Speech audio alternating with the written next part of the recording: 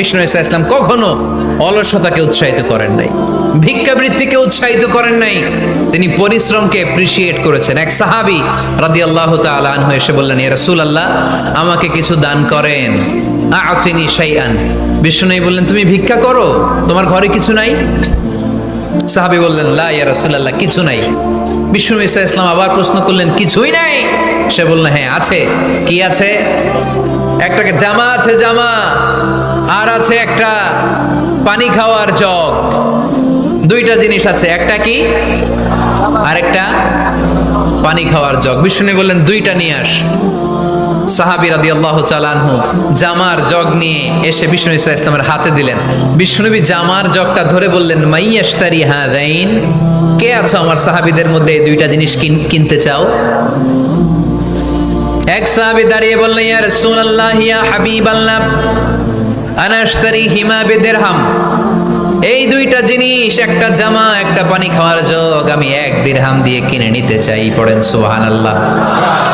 বিশ্বনবী বললেন, 1 দিরহাম তো কম হয়ে যায়, 1 দিরহামের চেয়ে বেশি দিয়ে কেনার মতো যদি কেউ থাকে একটু হাত তোলো। মাইয়াজিদু আলা যালিক, এর চেয়ে বেশি দাম দিয়ে কেনার মতো কেউ আছো নাকি? আরেক সাহাবী হাত তুলে বললেন, ইয়া রাসূলুল্লাহ, ইয়া হাবিবাল্লাহ, আশতারিহিমা বিদিরহামাইন, আমি 1 দিরহাম নয়, আপনার সম্মানে 2 দিরহাম দিয়ে জিনিসগুলো কিনে নিতে চাই। 2 দিরহাম। বিষ্ণু বললেন, ওকে ফাইন, ডান, 2 দিরহামে বিক্রি হয়ে যাবে। দিয়ে দেওয়া হলো। 2 দিরহাম নিয়ে বিষ্ণু ঈসা ইসলাম ওই আগন্তুক ভিক্ষুক সাহাবীর হাতে দিয়ে বললেন, যাও, 1 দিরহাম দিয়ে তোমার পরিবার পরিজনদের জন্য খাবার কিনে নিয়ে যাও, আর 1 দিরহাম দিয়ে একটা কুঠার কিনে নিয়ে আসো। কি কিনে নিয়ে আসো? সবাই বলেন। কুঠার চিনেন আপনারা? কুঠার দিয়ে কি করে? গাছ কাটে। ওই সাহাবী আর 1 দিরহাম দিয়ে একটা কুঠার কিনে নিয়ে আসলেন।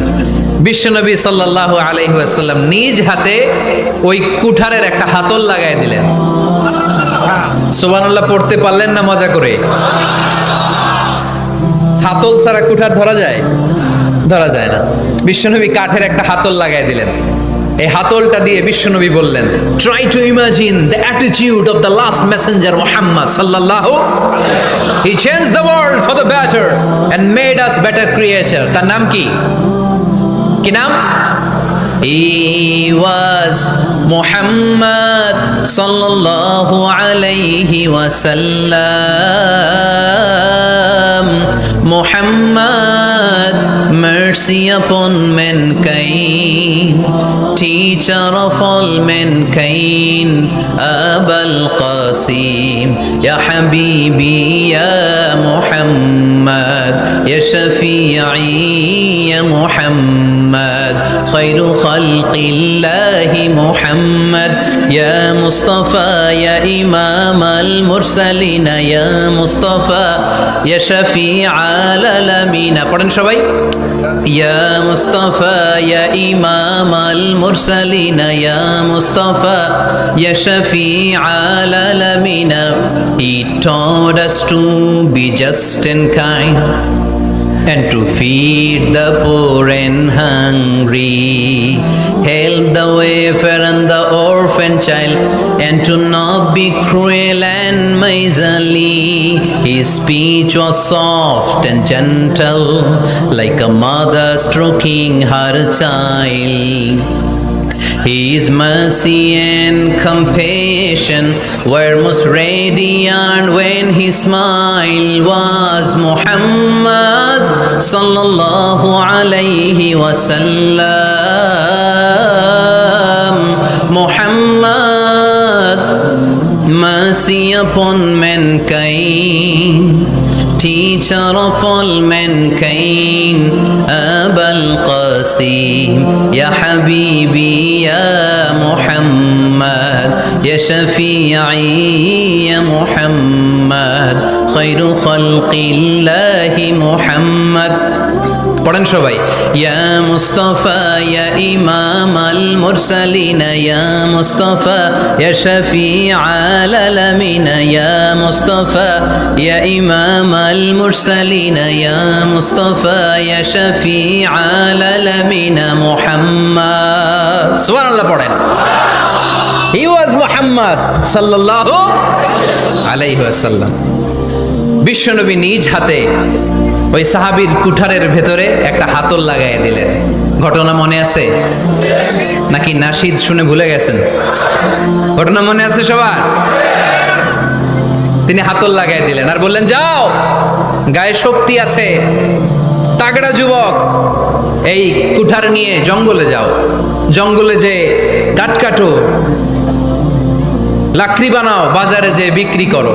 লা ইয়াহতাতিবা আহাদুকুম হাজমাতান ফি যাহরিহি খায়রুম মিন আই ইয়াসআলা আহাদান ফায়ু'তিয়াহু আও ইয়ামনাহু।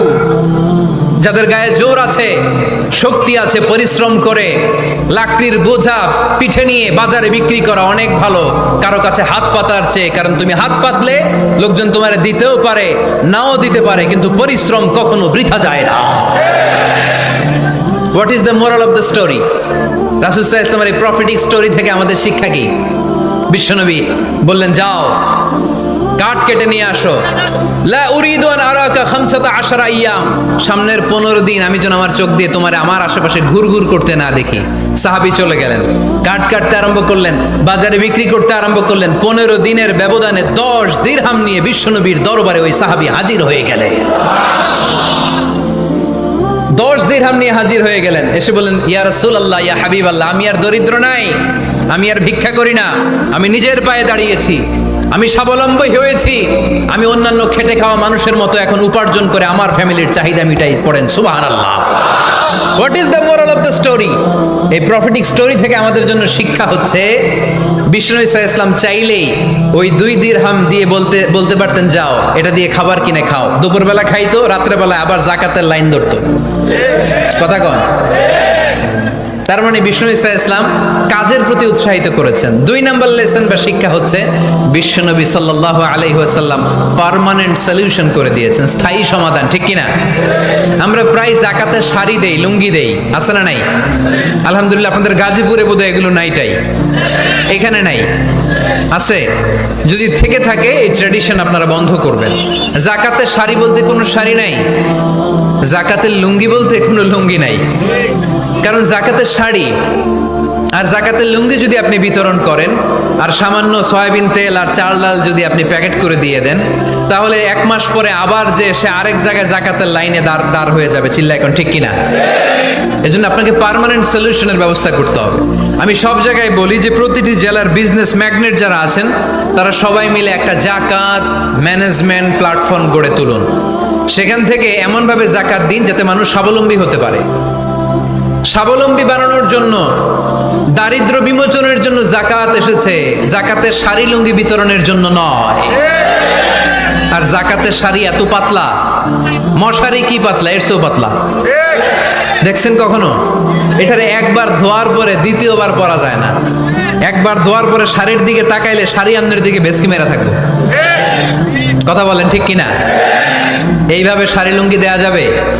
এভাবে তো শাড়ি লুঙ্গি বিতরণ করলে যারা লাইন ধরে জাকাত নিতে আসলো, এই আল্লাহর বান্দাদেরকে অপমান করা হয়। আর আল্লাহ বললেন, ওয়ালাকাদ কাররামনা বানি আদম, আমি পুরো বানি আদমকে সম্মানিত করেছি। ফেরেশতার সম্মান বেশি না মানুষের? বুঝা শোনা বললেন, কার? তুমি মাটির আদমকে প্রথম সৃষ্টি করিয়া ঘোষণা করিয়া দিলে শ্রেষ্ঠ বলিয়া, তাই তো নূরের ফেরেশতা করে আদমকে সেজদা। সুবহানাল্লাহ পড়েন। তাই তো নূরের ফেরেশতা করে আদমকে সেজদা। সবার চেয়ে সম্মান দিলে মাটির আদমকে। পড়েন, আল্লাহু আল্লাহু তুমি জাল্লে জালালুহু, শেষ করা তো যায় না গে তোমার গুণগান। আল্লাহু আল্লাহু, সুবহানাল্লাহ পড়েন। আহা, মানুষের মর্যাদা সবচাইতে বেশি। এজন্য জাকাত যারা নিতে আসে তাদেরকে অপমান করা যাবে না। এর কারণ, জাকাত দিয়ে আপনি কোনো করুণা করেননি, বরং ওরা জাকাত নিয়ে আপনাকে এই ফরজ ইবাদত করার সুযোগ করে দিয়ে আপনার প্রতি করুণা করে গিয়েছে। আওয়াজ করে বলেন, ঠিক কি না? অনেকে মনে করে আমি জাকাত দিয়ে আমি মনে হয় দয়া করছি, আমি মনে হয় করুণা করছি। আচ্ছা, যারা গরিব ওরা যদি জাকাত না নেয় ওর সমস্যা আছে? নিমু না জাকাত, কিন্তু আমি যদি বলি দিমু না, আমার খবর আছে না নাই? আমার জন্য দেয়া ফরজ, ওর জন্য নেয়া ফরজ না। তাই আমি দিয়ে করুণা করিনি, ও আমার কাছ থেকে যাকাত নিয়ে জাহান্নামের আগুন থেকে আমাকে বাঁচিয়ে ও আমাকে দয়া দেখিয়েছে।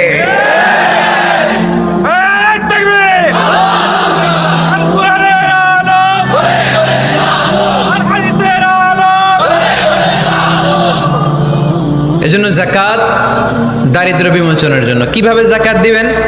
আপনি যাকাতের টাকা দিয়ে খেয়াল করবেন, একটু ক্রস চেক করে নিতে হবে, ডবল চেক করে নিতে হবে। যেই ফ্যামিলিতে যাকাত দিবেন কর্মক্ষম উপার্জনের মতো করতে পারে এরকম ছেলে আছে কিনা, থাকলে ওর একটা অটো রিক্সা কিনে দেন, সিএনজি কিনে দেন, ওই সিএনজি চালিয়ে ওর ফ্যামিলিটা দিব্যি চলে যাবে, ঠিক কিনা? ওর একটা অস্ট্রেলিয়ান গাভী কিনে দেন, ওই গাভীর দুধ বিক্রি করে ফ্যামিলিটা স্বাবলম্বী হয়ে যাবে, ঠিক কিনা? লক্ষ্মীপুরে আমি ওয়াজ করলাম, বলল হুজুর আমরা এইভাবে একটা যাকাত ম্যানেজমেন্ট প্ল্যাটফর্ম গড়ে তুলেছি, এখানে আমরা টাকা জমিয়ে জমিয়ে আমাদের এলাকার যে সমস্ত ছেলেগুলো কর্মক্ষম, তাদের ঘরে টাকা পয়সা নাই, আমরা যাকাতের টাকা দিয়ে ওদেরকে প্রবাসী বানিয়ে দেই, বিদেশে পাঠিয়ে দেই। ওর কষ্টা অর্জিত সম্পদ দিয়ে ওর ফ্যামিলি এখন দেদারসে চলছে, কোনো যাকাতের লাইনে যে তারা নিজেদেরকে আর অপমান বোধ করছে না। এইভাবে যাকাত দিতে হবে। দিলটার একটু খোলেন, হাতটার একটু খোলেন, তাহলে হৃদয়টারে খুলে দিবে কে? দে যাকাত, দে যাকাত তোরা দে রে যাকাত, দে যাকাত, দে যাকাত তোরা দে রে যাকাত, তোর দিল খুলবে পরে আগে খুলু খাত, দে যাকাত, দে যাকাত তোরা দে রে যাকাত। পড়েন আমিন। এই যাকাতের মাধ্যমে আমরা আমাদের বাংলাদেশকে স্বাবলম্বী করতে চাই। রাজি আছেন সবাই? সংঘবদ্ধ প্রচেষ্টায় যাকাত আদায় করতে রাজি আছেন? বিশ্বনবী সাল্লাল্লাহু আলাইহি ওয়াসাল্লাম চাইলেই 2 দিরহাম দিয়ে বিদায় করে দিতে পারতেন, কিন্তু বিশ্বনবী সাল্লাল্লাহু আলাইহি ওয়াসাল্লাম তাকে কাজের প্রতি উৎসাহিত করলেন, পার্মানেন্ট সলিউশন দিলেন। এজন্য অলসতার সাথে ইসলামের কোনো সম্পর্ক আছে? আওয়াজ করে বলেন, অলসতার সাথে সম্পর্ক আছে? অলসতাকে যেন আজকে আমরা কি বলে দিছিলাম? ভুলে গেছি। আরো জোরে। অলসতাকে আজকে আমরা নো বলে দিছি।